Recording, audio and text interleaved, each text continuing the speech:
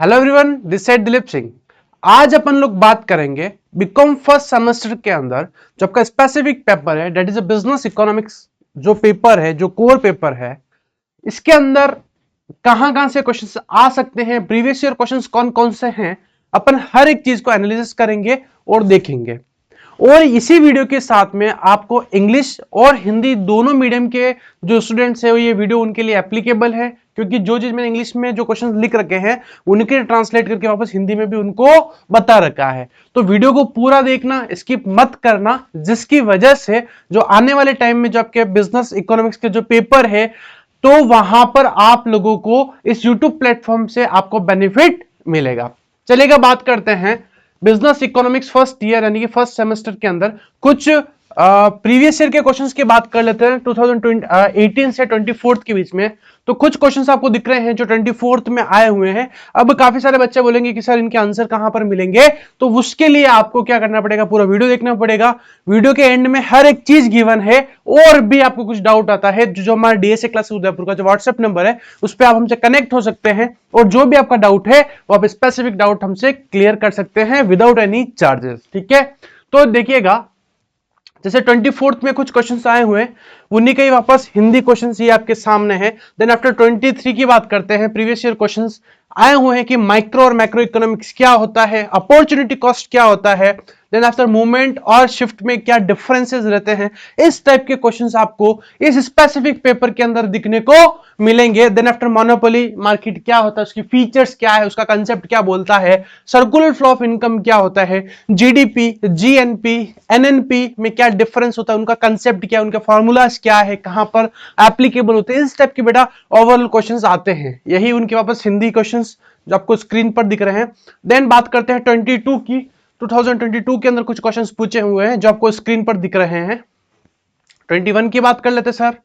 21 के अंदर देखो डिमांड क्या होता है, लॉ ऑफ सप्लाई कंसेप्ट क्या बोलता है, टाइप ऑफ कॉस्ट कौन सी होती है, फिक्स्ड कॉस्ट क्या होती है, वेरिएबल क्या होती है, इस टाइप से। Perfect competition, monopoly market, business cycle, इस टाइप के क्वेश्चंस आपको प्रीवियस ईयर क्वेश्चंस को दिखने को मिले थे। देखिएगा मैं प्रीवियस ईयर क्वेश्चंस इसलिए नहीं बता रहा हूं कि मेरे को कोई मजा आ रहा है, मैं इसलिए बता रहा हूं कि कहीं ना कहीं इन क्वेश्चंस को जब आप एनालिसिस करेंगे तो आपको थोड़ा एक फ्रेमवर्क मिल जाएगा, एक रोडमैप मिल जाएगा कि भाई प्रीवियस ईयर में इस टाइप के क्वेश्चंस आए हुए हैं तो हमको किस टाइप से प्रिपरेशंस करनी है। ठीक है सर। देन बात करते हैं 2020 के अंदर जो क्वेश्चन आए हुए हैं, कंज्यूमर इक्विलिब्रियम क्या होता है, प्राइस इलास्टिसिटी क्या होता है, उसका टाइप्स क्या है, उनके फार्मूलाज क्या है, रिटर्न टू स्केल्स क्या होता है, ऑलिगोपोली मार्केट क्या होता है, प्राइस डिस्क्रिमिनेशन क्या होता है मोनोपोली मार्केट के अंदर। देन आफ्टर फार्मूलाज की बात की है नेशनल इनकम के अंदर। फिर 19 के अंदर कुछ क्वेश्चन पूछे हुए हैं। ठीक है, 28 के अंदर ये कुछ क्वेश्चंस आए हुए हैं। अगर आप चाहते हो तो बेटा इनका स्क्रीनशॉट भी आप ले सकते हैं, और किसी भी स्पेसिफिक क्वेश्चन के अंदर डाउट आ रहा है तो वीडियो में अगर आप एंड तक अगर स्पेसिफिक वीडियो को देख लिया तो आपको बहुत ही ज्यादा बेनिफिट मिलेगा। हर एक सॉल्यूशन यहां पर आपको गिवन है। ठीक है, अब बात करते हैं कि 5 मार्कर के अंदर क्वेश्चन किस टाइप से पूछे जाते हैं, शॉर्ट आंसर टाइप, कि माइक्रो वर्सेस मैक्रो क्या होता है, अपॉर्चुनिटी मीनिंग क्या होता है, इस टाइप के कुछ क्वेश्चन है प्रीवियस ईयर क्वेश्चन जो आपको स्क्रीन पर दिख रहे हैं। ठीक है, तो अब बात करते हैं अपन लोग, चलेगा। तो फर्स्ट क्वेश्चन जो 2022 और 23 के अंदर क्वेश्चन पूछा हुआ है, जो फर्स्ट क्वेश्चन जो बेसिक क्वेश्चन है जो दिख रहा है आपको स्क्रीन पर, that is a define business economics, what do you mean by business economics, explain the concept of business economics. इस टाइप से अगर क्वेश्चन आता है तो आपको क्या लिखना है, उसका एक सॉल्यूशन दे रखा है। जरूरी नहीं कि आपको यही लैंग्वेज लिखनी है, अगर आप चाहो तो आपके ओन लैंग्वेज के अंदर भी आप इसको एक्सप्लेन कर सकते हो, बट ट्राई कीजिएगा कि कहीं ना कहीं आप कंसेप्चुअल लैंग्वेज लिखोगे तो ज्यादा बेटर रहेगा।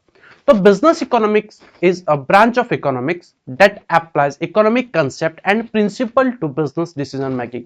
कहीं ना कहीं जो हमारे पास में जो रिसोर्सेज हैं, जो कॉस्टिंग की बात करते हैं अपन, डिसीजन मेकिंग की बात करते हैं, तो इन सब में जब अपन कहीं ना कहीं अपनी डिसीजंस की बात करते हैं, जो प्रिंसिपल्स है उनको एप्लीकेशंस की बात करते हैं, कहां पर अप्लाई करना है, किस टाइप से अप्लाई करना है, जो रिसोर्सेज है उन रिसोर्स को कैसा यूज करना है। बिकॉज वी नो डेट कि जो हमारे पास में रिसोर्सेज है वो क्या है भाई, स्कैर है। ठीक है, कहीं ना कहीं रिसोर्सेज की क्या है भाई, शॉर्टेज है। तो उन शॉर्टेज रिसोर्सेज को किस टाइप से यूज करें जिसकी वजह से बेस्ट रिजल्ट, बेस्ट आउटपुट अपने को मिल सके। तो वही लिख रखा है business economics is a branch of economics that applies economic concept and principle to business decision making.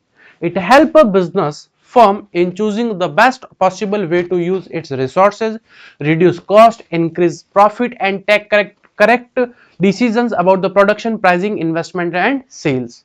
ठीक है, business economics is the study of how a business use economic idea to make smart decisions. ठीक है, business economics आपको यही बताता है, यही concept सिखाता है कि कहीं ना कहीं जो इकोनॉमिक आइडियाज हैं, जो इकोनॉमिक की जो प्रॉब्लम्स होती है, उन प्रॉब्लम्स को कैसे सॉल्व आउट करके आप लोग, आपकी जो फर्म है, जो आपका ऑर्गेनाइजेशन है, उसके लिए आप बेस्ट डिसीजन दे सको. वो एक मीनिंग होता है, बेसिक मीनिंग किसका बेटा, बिजनेस इकोनॉमिक्स का. ये क्वेश्चन मैं नहीं बोल रहा हूं, ये क्वेश्चन आपके सामने है कि ये क्वेश्चन 2022 और 2023 के अंदर क्वेश्चन पूछा हुआ है. अब हमारे जो हिंदी मीडियम वाले बच्चे बोलेंगे सर हमारे लिए आप लोगों ने, आप तो कुछ करते ही नहीं हो. तो इस बार हम लोगों ने English as well as Hindi में भी उसका रेडीमेड सॉल्यूशन आपको तैयार करके दिया है. ठीक है, तो व्यवसाय अर्थशास्त्र क्या होता है उसके बारे में ये बेटा आपको बता रखा है. ठीक सर, नेक्स्ट क्वेश्चन की बात करते हैं कि who is the father of economics and why. ठीक है, यानी कि अपने को पता है कि फादर ऑफ इकोनॉमिक्स, पिताजी किसको बोला जाता है इकोनॉमिक्स का, तो एडम स्मिथ को बोला जाता है. सर किसको बोला जाता है, एडम स्मिथ को बोला जाता है. ठीक है, इन्होंने एक फेमस इनकी जो बुक थी वो एक बुक लिखी थी, वेल्थ ऑफ नेशन. कब लिखी थी, तो 1776 के अंदर लिखी थी. अच्छा, then he introduce important ideas like, अब इन्होंने एडम स्मिथ जो सर थे हमारे फादर ऑफ इकोनॉमिक्स जिनको बोला जाता है, उन्होंने कौन कौन से इंपॉर्टेंट फैक्ट्स के ऊपर बात की, इंपॉर्टेंट आइडियाज के ऊपर बात की. तो division of labour, free market, invisible hands की बात की थी, देन आफ्टर इकोनॉमिक ग्रोथ्स की बात की थी. तो इन कुछ मतलब कुछ मॉडर्न इकोनॉमिक्स को इन्होंने बहुत ज्यादा बूस्ट किया था. तो डेट्स व्हाई अपन इनको एडम स्मिथ को क्या बोला जाता है, एडम स्मिथ सर को आपको फादर ऑफ इकोनॉमिक्स बोला जाता है. नॉर्मल क्वेश्चन है, पता होना चाहिए, एग्जाम पॉइंट ऑफ व्यू से कोई इतना ज्यादा नहीं है. ठीक सर, ये इसका हिंदी एक्सप्लेनेशन. आप यहाँ को हिंदी वाला मैं नहीं समझा पाऊंगा, आप इसका स्क्रीनशॉट ले सकते हैं. ठीक सर, थर्ड क्वेश्चन जो आपको स्क्रीन पर दिख रहा है, that is a compare business economics with general economics. ठीक है, ये क्वेश्चन आपके 2022 में पूछा गया है कि सर बिजनेस इकोनॉमिक्स एज उसको आपको कंपेयर करना है, डिफरेंस के अंदर भी आप बता सकते हैं विद जनरल इकोनॉमिक्स, क्या मेजर डिफरेंस क्या रहता है. ठीक है सर, तो business economics is a specialized branch of economics that applies economic principle to business decision making. जो हमारे इकोनॉमिक्स के जो प्रिंसिपल्स होते हैं उन प्रिंसिपल्स पे इनका मेन फोकस रहता है.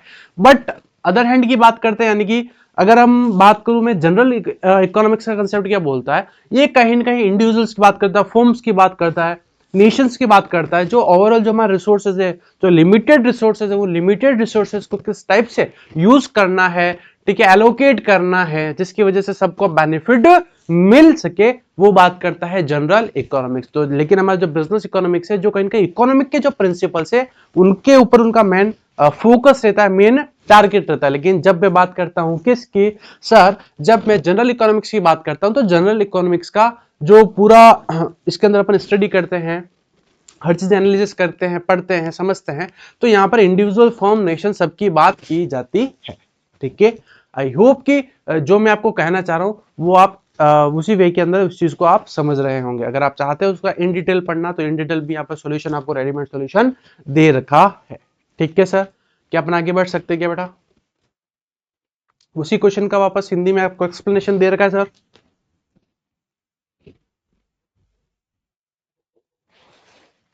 नेक्स्ट क्वेश्चन जो आपको स्क्रीन पर दिख रहा है sir, that is what is general theory of price determination. Question 2019 में क्वेश्चन पूछा हुआ है, तो देखिएगा इसका answer. The general theory of price determination explain how the price of any goods is decided in the market.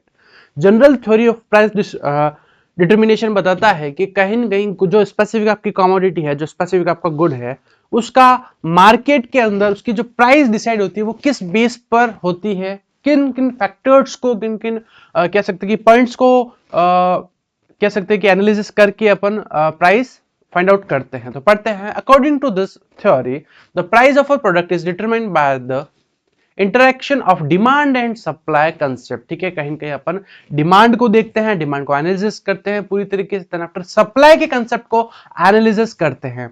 The point where demand curve and supply curve intersect is called the equilibrium point. ठीक है, आप सभी को पता है 12th class के अंदर आप पढ़ के आ रखे हैं कि सर कहीं का इक्विलिब्रियम पॉइंट क्या होता है। तो इक्विलिब्रियम पॉइंट वो पॉइंट होता है जहां पर आपका demand curve as well as supply curve intersect करता है, जहां पर दोनों दोनों जो कर्व की जो लाइंस होती है वो इंटरसेक्ट मिलती है, उस पॉइंट को बोला जाता है सर क्या, सर उसी पॉइंट को बोला जाता है हमारा equilibrium point. The price at this point is known as equilibrium price, और उसी प्राइस को इक्विलिब्रियम प्राइस बोला जाता है जहां पर आपका डिमांड लाइन है वो इक्विवेलेंट होती है किसके बेटा, सप्लाई लाइन के।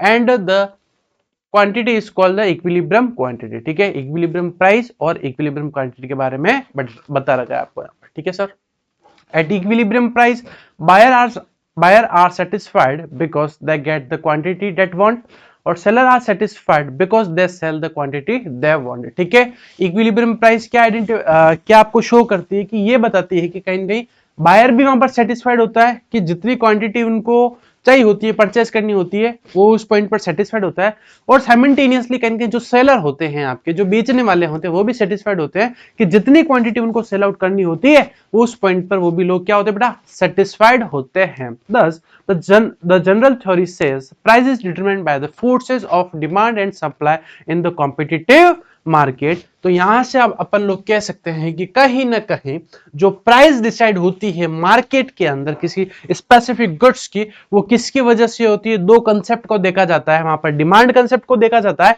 एज वेल एज वहां पर सप्लाई कंसेप्ट को भी देखा जाता है। उन दोनों पॉइंट्स को एनालिसिस करते हैं, पूरे कर्व को एनालिसिस करते हैं, और उस पॉइंट की यानी कि कहीं ना कहीं उस पॉइंट का इंतजार करते हैं कि जहां पर बायर भी सेटिस्फाइड हो जाए और सर जहां पर सेलर भी सेटिस्फाइड हो जाए, उस पॉइंट को बोला जाता है आपका इक्विलिब्रियम पॉइंट। ठीक है, जहां पर बायर एज वेल एज आपका सेलर दोनों क्या है भाई, सेटिस्फाइड है। और उसी पॉइंट को उन्हीं पॉइंट को जब आप एनालिसिस करते हो, उसी को क्या बोला गया है, price is determined by the forces of demand and supply in the competitive market. ठीक sir, Hindi medium please read out.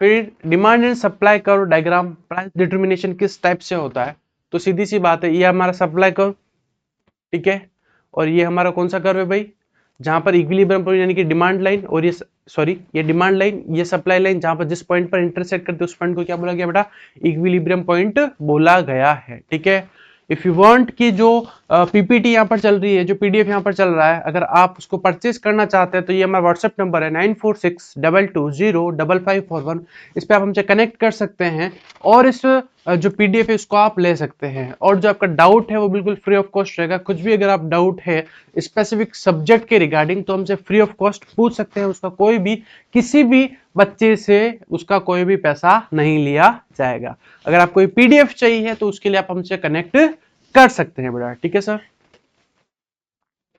फिर नेक्स्ट क्वेश्चन जो आपको स्क्रीन पर दिख रहा है, क्वेश्चन 2019 में क्वेश्चन पूछा हुआ है। क्वेश्चन क्या है, explain the elasticity of demand. Elasticity of demand क्या होता है, तो elasticity of demand, meaning of elasticity of demand लिख रखा है, क्या लिख रखा है sir, elasticity of demand means the degree of responsiveness of quantity demanded of a product due to a change in its price, income और price of related goods. यानी कि कहीं ना कहीं इलास्टिसिटी ऑफ डिमांड का मतलब होता है कि degree of responsiveness of quantity demand, यानी कि उसके अंदर कितना चेंज आया ड्यू टू, किसकी वजह से, प्राइस के अंदर चेंज करने की वजह से क्वांटिटी के अंदर कितना चेंज आया, कितना उसने प्राइस के हिसाब से कितना रेस्पॉन्स किया, इसको इन जनरली बोला जाता है आपको elasticity of demand. In simple words elasticity of demand tell us how much demand change when price change. ठीक है, अगर इजी वे में बात करूं, इन जनरल बात करें तो इलास्टिसिटी ऑफ डिमांड का क्या मतलब होता है कि कहीं ना कहीं जब आपका how much demand changes when price change, जब प्राइस चेंज हो रही है तो कहीं ना कहीं प्राइस को देखते हुए डिमांड में कितना इफेक्ट आया, उसको इन जनरली बोला जाता है क्या सर इसको इन जनरली बोला जाता है आपका इलास्टिसिटी ऑफ डिमांड। देखो सर, मैं आपको पहले ही क्लियर कर दूं, ये वीडियो हम लोगों ने इसलिए बनाया गया है कि कहीं बार काफ़ी सारे जो कॉलेज स्टूडेंट्स होते हैं उनको नहीं पता पड़ पाता कि यार प्रीवियस ईयर क्वेश्चंस किस टाइप से थे, नहीं मिल पाते रिसोर्सेज। तो हमने उन्हीं पॉइंट्स को टारगेट करते हुए ये देखा है कि कहीं ना कहीं ईजी वे के अंदर फास्ट फॉरवर्ड एक ही वीडियो के अंदर अगर हम इंपॉर्टेंट क्वेश्चंस बच्चों को बता दें, प्रीवियस ईयर क्वेश्चंस बच्चों को बता दें, यूनिट वाइज बता दें, तो कहीं ना कहीं बच्चों का थोड़ा बहुत बेनिफिट्स हो सकता है। अगर आप चाहोगे कि भाई इन जनरल सर हमको आप पढ़ा दो, तो आपको भी पता है भाई अब ग्रेजुएशन के अंदर बच्चे वीडियो कब देखते हैं बेटा, परसों एग्जाम होकर आज आप वीडियो देख रहे होंगे, तो क्या पॉसिबल है क्या कि एक नाइट से पहले एक दिन के अंदर ये सब चीजें पढ़ाना, तो इम्पॉसिबल है। ये सब कंसेप्ट बेटा आपने 12 के अंदर सब आपने पढ़ रखे हैं, ठीक है। तो ये बिल्कुल वीडियो आपका टारगेट बेस क्या है, प्रीवियस ईयर क्वेश्चंस को देखते हुए अपन ने ये वीडियो बनाया है, ठीक है sir. Types of elasticity of demand, जिसकी वजह से आप फटाफट हर चीज रिवाइज कर सको। Price elasticity of sorry types of elasticity of demand, यानी कि इलास्टिसिटी ऑफ डिमांड के कुछ टाइप्स होते हैं। तो फर्स्ट होता है that is a price elasticity of demand. It measures how much quantity demand is change due to the change in price, ठीक है। ये बताता है कि क्वांटिटी के अंदर कितना डिमांड, क्वांटिटी डिमांड कितना चेंज हुआ ड्यू टू प्राइस की वजह से। मेन फैक्टर क्या है यहाँ पर, प्राइस, ठीक है। फिर इनकम इलास्टिसिटी ऑफ डिमांड, यहाँ पर अपन किसकी बात करेंगे, इनकम, कंज्यूमर की इनकम के इफेक्ट, मतलब इनकम के बेस पर डिमांड के अंदर कितना चेंज आया है, कितना रेस्पॉन्स किया है, इसको बोला जाता है। If income increases demand increases for normal goods, ठीक है। नॉर्मल गुड्स की केस के अंदर अपन बात करते हैं, तो अगर आपकी इनकम क्या हो रही है बेटा, इंक्रीज हो रही है, तो क्या डिमांड, तो डिमांड भी क्या हो जाएगी, कहीं ना कहीं थोड़ी सी बूस्ट होगी। और उसी के साइमल्टेनियसली उसका अपोजिट बता रखा है, if income increases demand decreases in inferior goods. Normal goods के केस में तो क्या होता है सर, डिमांड बढ़ती है, लेकिन इंफीरियर गुड्स के केस में यहाँ पर थोड़ा क्या होता है बेटा, अपोजिट हो जाता है। फिर क्रॉस इलास्टिसिटी ऑफ डिमांड, ठीक है। ये क्या जो गुड्स के जो टाइप्स होते हैं, सब्सिडी गुड्स, कॉम्प्लीमेंट्री गुड्स, उसके ऊपर बेस्ड है, ठीक है। परफेक्टली इलास्टिक डिमांड की जो डिग्रीज होती है ये पता होना चाहिए आपको। ईडी इज इक्वल टू जो इन्फिनिटी का सिंबल है, ये क्या इंडिकेट करता है, ये इंडिकेट करता है आपका परफेक्टली इलास्टिक डिमांड। क्या बोलता है बेटा, perfectly elastic demand. A small change in price cause infinite change in demand. Demand curve is horizontal, ठीक है। परफेक्ट इलास्टिक डिमांड होती है ईडी इक्वल टू इन्फिनिटी, जिसका डायग्राम कुछ इस टाइप से बनता है कि कहीं ना कहीं आपका प्राइस के अंदर चेंज नहीं हुआ, लेकिन चेंज कहां पर हुआ है, क्वांटिटी के अंदर चेंज हुआ। तो क्या लिख रखा है, small change in price cause infinite change in demand, ठीक है। कहेंगे क्वांटिटी डिमांड के अंदर यहाँ पर चेंज होता है, लेकिन प्राइस क्या रहती है, कोई ज्यादा इफेक्ट नहीं आता है प्राइस की वजह से, लेकिन तो भी क्या आता है, डिमांड अगर अफेक्ट हो रही है, कहेंगे क्वांटिटी इफेक्ट हो रही है, तो उसको प्राइस इलास्टिक डिमांड बोला जाता है, ईडी इक्वल टू इनफाइनाइट, ठीक है। जो हॉरिजॉन्टल लाइन पर इस टाइप से कर्व बनता है आपका। Perfectly in elastic curve, elastic तो इन्फिनिटी था, लेकिन इन इलास्टिक जो कर्व होता है वो क्या होता है, ईडी इक्वल टू जीरो होता है। क्या होता है बेटा, ED equal to zero, zero यानी कि जिसके अंदर प्राइस क्या हो रही है, चेंज हो रही है, लेकिन क्वांटिटी डिमांडेड सेम है, कांस्टेंट है, ठीक है सर। फिर है इलास्टिक डिमांड, क्या होती है ये आपको स्क्रीन पर दिख रहा है। देन आफ्टर उसी का ये अपोजिट आपको दिखेगा यहाँ पर, that is in elastic demand. फिर है यूनिटरी इलास्टिक, यानी कि ईडी इक्वल टू वन, ठीक sir. Factor affecting elasticity of demand, किन किन वजह से कहीं ना कहीं डिमांड पर इफेक्ट करते हैं, तो कुछ पॉइंट दे रखे हैं जो आपको नॉर्मल से रीड करने हैं ना सर। स्क्रीनशॉट चाहो तो आप ले सकते हो बेटा, ये हिंदी मीडियम।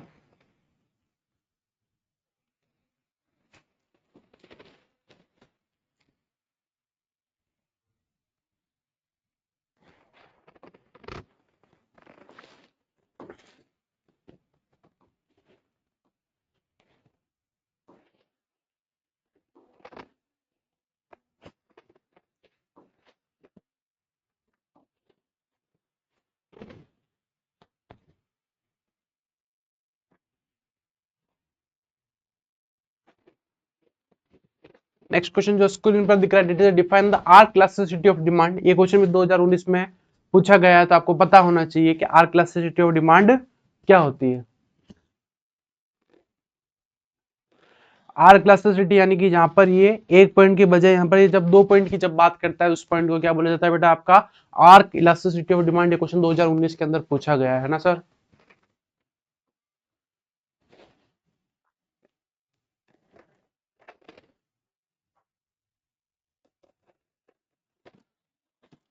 फिर स्टैटिक और डायनेमिक इकोनॉमिक क्या होता है, क्वेश्चन 2019 में आया हुआ है। स्टैटिक यानी कि जहां पर सभी फैक्टर्स जो होते हैं वो क्या होते हैं बेटा, बिल्कुल कांस्टेंट होते हैं, जो टाइम के साथ में चेंज नहीं होते हैं, उनको बोला जाता है आपका स्टैटिक कंसेप्ट। ठीक है, जो कहीं ना कहीं टाइम के साथ में, टाइम से उनको कोई फर्क नहीं पड़ता है, टाइम को वो इग्नोर मानते हैं, उसको बोला जाता है आपका स्टैटिक कंसेप्ट। लेकिन जब बात करते हैं किसकी, जब सर हम बात करते हैं आपके डायनामिक की बात करते हैं, dynamic economic study the economic over time where economic variables such as income, population, output, technology, etc. continuously changes। Static के अंदर जहां पर हर चीज कांस्टेंट रहती है, जो चेंज नहीं होती है टाइम के साथ में। लेकिन जब वापस अदर हैंड अगर अपन बात करें डायनामिक इकोनॉमी की, तो डायनामिक का क्या मतलब होता है बेटा, आपने बिजनेस स्टडीज के अंदर सबने पढ़ रखा होगा कि डायनामिक का मतलब होता है बेटा चेंजेस। क्या होता है सर, सर हमारा डायनामिक का मतलब होता है चेंजेस।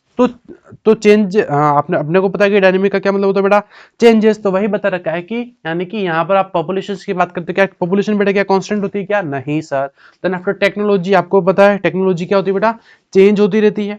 नेक्स्ट पॉइंट, फिर है आउटपुट, प्रोडक्शन बढ़ता है कम होता है। तो कहीं ना कहीं ये चीजें भी क्या होती है बेटा, ये भी बेटा क्या होती है, ये चीजें भी आपकी अनकॉन्स्टेंट है। ठीक है, कांस्टेंट है नहीं होती, इसलिए बोला गया इनको dynamic economy. Time factor is important, यहाँ पर वेरिएबल चेंजेस होते हैं, deal with dynamic equilibrium, more realistic, used in growth and development studies. ठीक है, ये मोस्टली कहीं ना कहीं ग्रोथिंग फैक्टर्स के ऊपर ज्यादा बात करता है। इसका कुछ डिफरेंस बिटवीन बता रखा है, ये अगर चाहो तो आप स्क्रीनशॉट इसका ले सकते हो बेटा,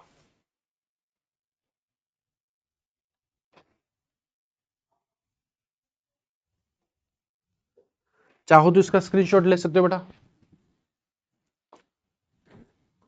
ये हिंदी मीडियम।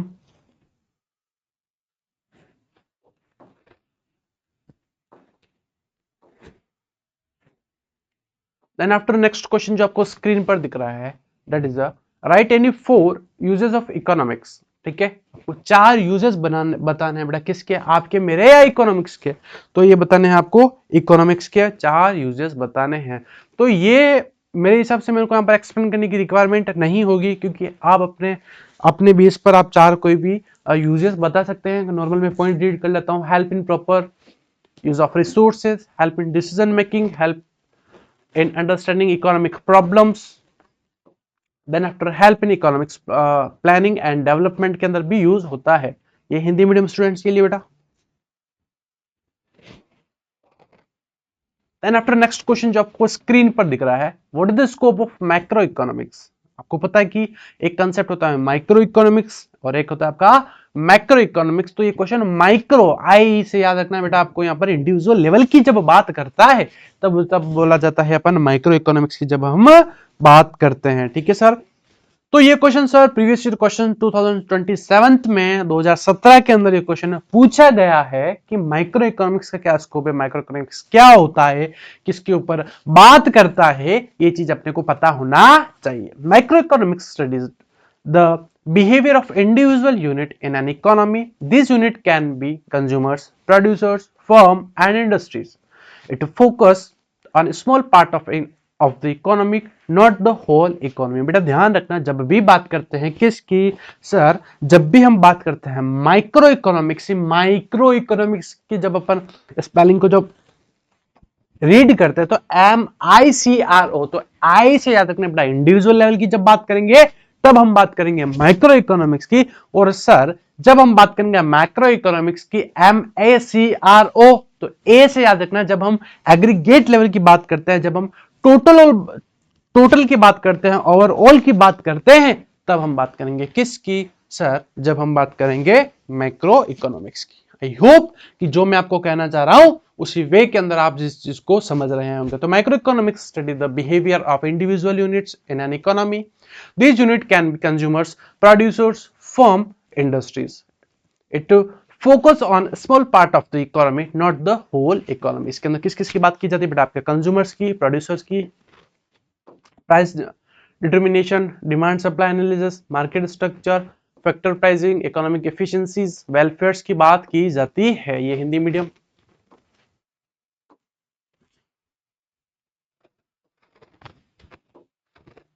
आई होप कि जो मैं आपको कहना चाह रहा हूं वो आप समझ रहे होंगे। अगर आपको ये वीडियो अगर आपके लिए यूजफुल हो या फिर आपके कलीग्स के लिए यूजफुल हो तो कमेंट कर जरूर बताना कि वीडियो कैसा लगा। और ज्यादा से ज्यादा जो नीडी स्टूडेंट्स हैं, आपके कोई भैया हो सकते, कोई छोटे भाई बहन हो सकते हैं, उनको जरूर शेयर करना, जिसकी वजह से जो बीकॉम के अंदर जो बच्चे हैं, जो फर्स्ट सेमेस्टर का जो एग्जाम देने वाले हैं, उनको भी पता चले कि यार इस टाइप के क्वेश्चंस हमारे जो सीनियर्स थे उन्होंने इनके आंसर लिखे थे, तो हमको भी इस टाइप से आंसर को एनालिसिस करना है और अपने को लिखना है। नेक्स्ट क्वेश्चन जो आपको 2023 में 2023 के अंदर जो क्वेश्चन आया था पेपर के अंदर, वो क्वेश्चन आपको स्क्रीन पर दिख रहा है। तो explain the concept of demand in detail. Sir demand क्या होता है, इसका आंसर भी हमको बता दो। Demand refers to the quantity of goods और services that a consumer is willing and able to buy a particular price during a particular period of time. ठीक है, डिमांड का मतलब होता है कि जब आपके पास में विलिंगनेस है, विलिंगनेस के साथ साथ में जब आपके पास में एबिलिटी है, जब दोनों चीजें साइमल्टेनियसली चलती है, तब आपकी डिमांड अराइज होती है। ठीक है, तो देन आफ्टर फिर बता रखा है कहीं ना कहीं, आपका एग्जांपल्स बता रखा है, डिमांड डिपेंड ऑन प्राइस। ठीक है, अगर प्राइस ज्यादा होगी तो आप क्वांटिटी परचेज कम करोगे, यानी कि लॉ ऑफ डिमांड क्या बोलता है सर? लॉ ऑफ डिमांड तो ये बोलता है कि जब जब मार्केट के अंदर प्राइस ज्यादा होती है तब तब तब हम क्वांटिटी कम परचेज करेंगे, और जब जब मार्केट के अंदर प्राइस कम होती है तब तब हम ज्यादा क्वांटिटी परचेज करेंगे। ठीक है सर, ये बिल्कुल देखो सीधी सी बात है बेटा कि जब जब बात करते हैं किसकी सर, जब जब हम डिमांड को पढ़ते हैं, तो डिमांड को पढ़ते हैं तो आप अपने आप को ऐसा एज्यूम करो कि आप लोग कौन बेटा कंज्यूमर्स हो, और जब जब आप सप्लाई पढ़ते हो तो आप अपने आप को एज्यूम करना कि आप लोग कौन हो बेटा, आप लोग एक प्रोड्यूसर हो। टाइप्स ऑफ डिमांड की बात कर लेते हैं बेटा, तो मोस्टली अभी तक आपने दो टाइप की ही डिमांड पढ़ी होगी, तो यहाँ पर क्या बता रखा है देखो पढ़ो। इंडिविजुअल डिमांड जब एक सिंगल कंज्यूमर की बात करते हैं, मार्केट डिमांड जब सारे कंज्यूमर्स की बात करते हैं तब उसको बोला जाता है market demand. What do you mean by joint demand? ये बेटा आपने आई होप कि ये जो 3/4 और 5th जो पॉइंट दिख रहे होंगे ये आपने पहले नहीं पढ़े होंगे। अगर ये चीज अगर आप एग्जाम में लिख कर आओगे तो आपकी कॉपी हजारों कॉपियों से है, लाखों कॉपियों से आपकी कॉपी अति सुंदर दिखेगी, अलग दिखेगी। That is a joint demand. Demand for goods that are used together. ठीक है, यानी कि जहां पर दो गुड्स की जब हम बात साइमल्टेनियसली करते हैं, एड ऑन की जब बात करते हैं, उसको बोला जाता है joint demand. It is car and petrol, जब कार के साथ साथ में पेट्रोल की भी डिमांड बढ़ रही है, इसको बोला जाता है क्या सर? इसको बोला जाता है आपका जॉइंट डिमांड। क्या बोला जाता है सर? सर इसको बोला जाता है जॉइंट डिमांड। फिर एक composite demand, one good use for multiple purpose. ठीक है, कंपोजिट का मतलब होता है कि जब आपका एक स्पेसिफिक जो गुड है वो मल्टीपल प्रोडक्ट्स के लिए यूज हो रहा है, मल्टीपल बार उस चीज को आप यूज कर सकते हो। जैसे कि सबसे बेस्ट एग्जांपल मैं बात करता हूं किसकी, मिल्क की बात करता हूं। किसकी बात करता हूं? मिल्क की जब मैं बात करता हूं तो मिल्क से क्या क्या बना सकते हैं सर? मिल्क से हम मिल्क को पी सकते हैं, फिर स्वीट बना सकते हैं, देन आफ्टर उसका बटर बना सकते हैं, और बहुत सारी चीजें भी बना सकते हैं। That is a part of your composite demand. And the last one that is a derived demand, demand for inputs that depend on the demand for the final goods. जो इंटरमीडिएट गुड्स होते हैं, जो कहीं कहीं depend होते हैं किसके ऊपर, आपके फाइनल गुड्स के ऊपर जो डिपेंड होते हैं, उनको बोला जाता है कि आपका derived demand. Demand for labour depend on the demand for production. ठीक है, जो लेबर है वो किसके ऊपर डिपेंडेंट है, कहेंगे प्रोडक्शन होगा तब जाके ओवरऑल डिमांड बनेगी। तो ये कुछ बेटा टाइप्स ऑफ डिमांड थे। ठीक है, फिर फैक्टर ऑफ फैक्टर्स बता रखे हैं कि किन किन पॉइंट के ऊपर डिमांड अफेक्ट होती है। तो price of the goods, income of the consumers, price of related goods, taste and preference, future expectations, populations, season and climate. ठीक है, डिमांड देन आफ्टर आपको दिख रहा है सर डिमांड शेड्यूल, वही डिमांड कर्व क्या होता है वो आपको पता है। फिर हिंदी मीडियम बेटा,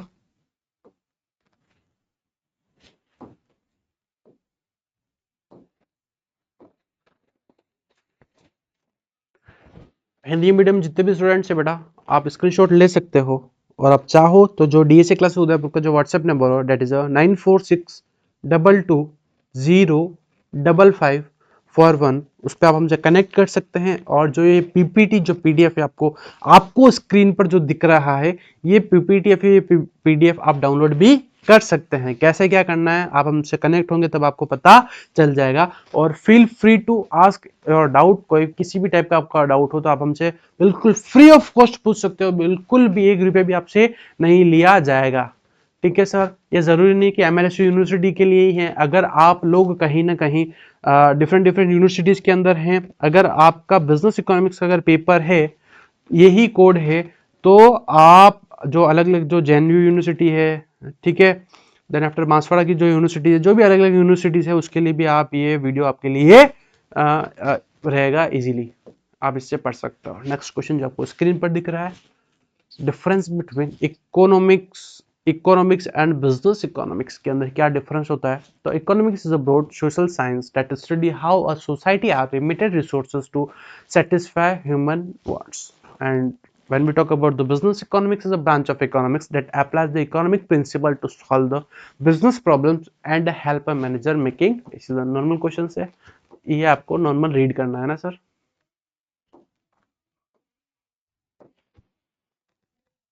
हिंदी मीडियम।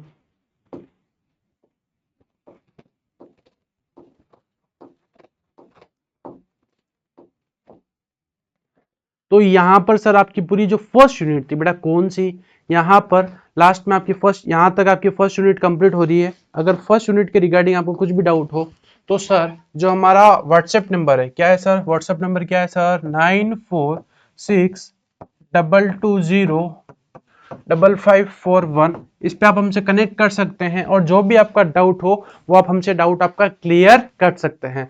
फर्स्ट यूनिट के रिगार्डिंग जो भी बेसिक क्वेश्चंस थे, जो यहाँ से क्वेश्चन आ सकते हैं आपके पेपर में, वो मैंने सारे क्वेश्चंस आपको बता दिए हैं, सारे क्वेश्चन समझा दिए, उनके आंसर भी रीड आउट करके बता दिए हैं, जो प्रीवियस ईयर क्वेश्चन क्या क्या थे वो भी मैंने आपको बता दिए हैं। अगर फर्स्ट यूनिट के अंदर से अगर आप ये क्वेश्चन इन कंसेप्ट को भी अगर आप अच्छे से बूस्ट करके जाते हो तो कहीं ना कहीं डेफिनेटली आपको जो आपका आने वाले जो पेपर है बिजनेस इकोनॉमिक्स का, फर्स्ट यूनिट के अंदर से आपको बहुत ज्यादा हेल्प मिलेगी। Thank you team DSA.